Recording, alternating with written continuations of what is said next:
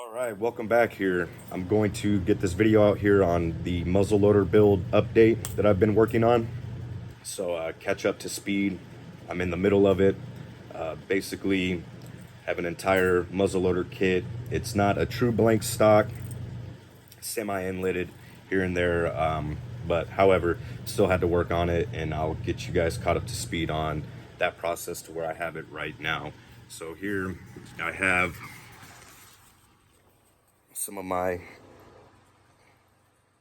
parts and pieces and tools and stuff I've used to work on it. So I got this product here called Prussian Blue, and this is also known as inletting black.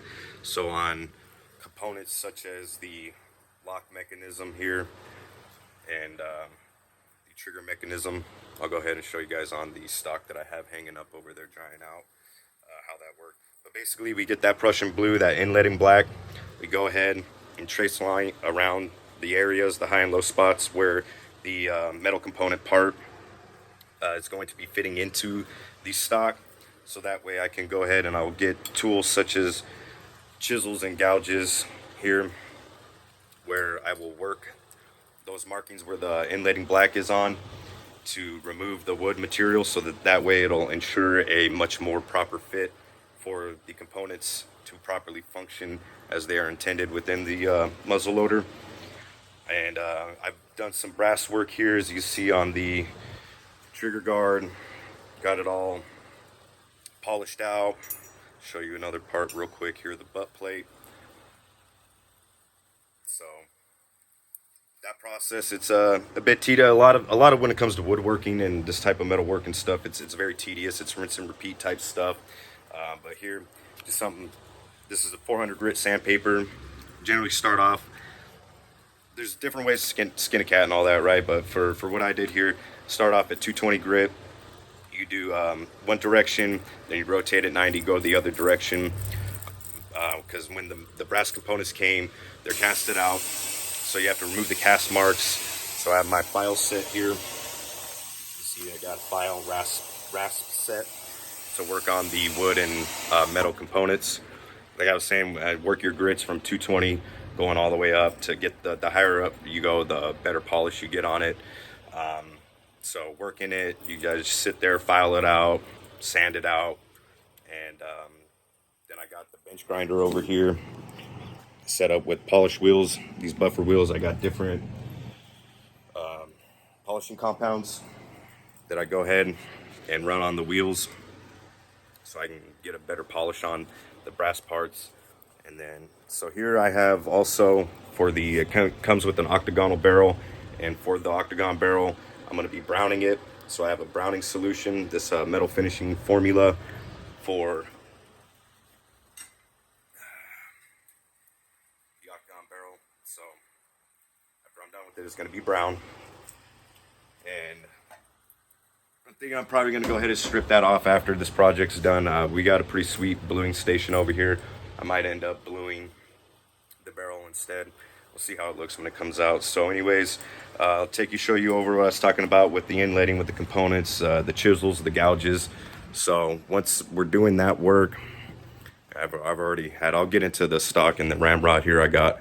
So I was talking, this is where the lock fits in here, that lock mechanism, and all around these edges and stuff. I had to use that inletting black, that Prussian Blue. Get the chisels, get the gouges, work it so that way it sits in there, fits in properly. So here with the stock, obviously it didn't look like this before. So at this stage, I've already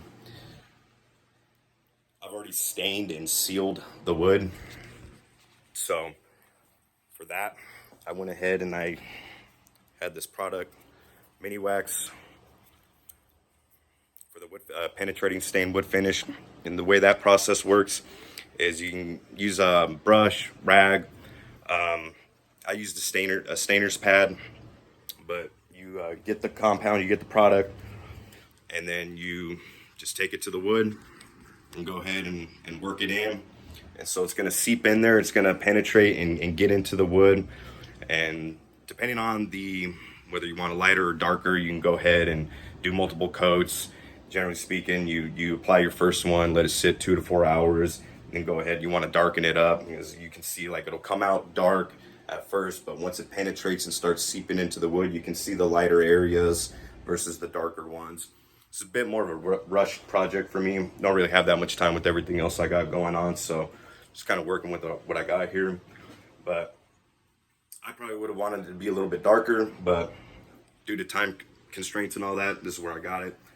So after you do the first coat, 2 to 4 hours set, you can go ahead and apply another stain. And then once you got the coat, the color where you want it, then for this one, I used this lacquer sanding sealer. Same thing, I use the same stainer pad that I used to apply it. Get it in there, and then it's a clear coat. It's gonna what that the sealer's gonna do, it's gonna go ahead and seep into those the pores and pockets and seal it, protect the wood over the stain. Because to get this to where I got it at now, I had to do a lot of sanding on it, taking it from all those, like I said, the 220 grits all the way up, working the heels, the comb, the forend, and in between where the barrel fits in here, and then all the way down to the nose cap. So it's using files and rasp more for the wood to get deeper cuts and stuff. Excuse me, to go ahead and get the stock shaped up how you want it and to look like. So it's going to cause little damages, dents and scrapes and stuff. And so staining it, sealing it, protects it, covers it up, brings it back to life, gives it that look that we want it. So, and then last step, so where I have it right now, after you seal and stain, and when it comes to staining or sealing, there's 2 different ways. You can stain first, then seal, or seal, then stain. There's all sorts of different products and compounds. This is just what I did and what I have for this one going on right here. So I stained it, then sealed it. And finally, I'll be getting this other product here from Birchwood KC True Oil for the final gunstock finish. So for this one, after I've sealed it and stained it and sealed it, want to let it sit for 24 hours before applying that final True Oil, the final gunstock finish. So it's going to look like this right now, but after that final finish, that product's applied to it, it's going to look different. So trying to catch up to speed, all the woodworking, the metal work, working on that gun stock for that muzzle loader. I'll have better videos and stuff set up for like the barrel and browning. That's going to be pretty cool stuff. And once I get that put together, show you guys how all that looks and works.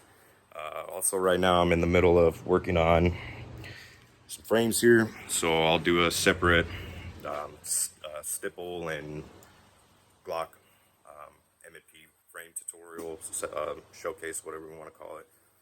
Again, new to all this, so all these videos, they're gonna start getting better quality, better camera stuff. I know it's a little on the fly here that I'm working with, but wanted to get a muzzleloader build update out there for you guys to check out, and then once I got that completed, we'll go from there and show you guys how it looks.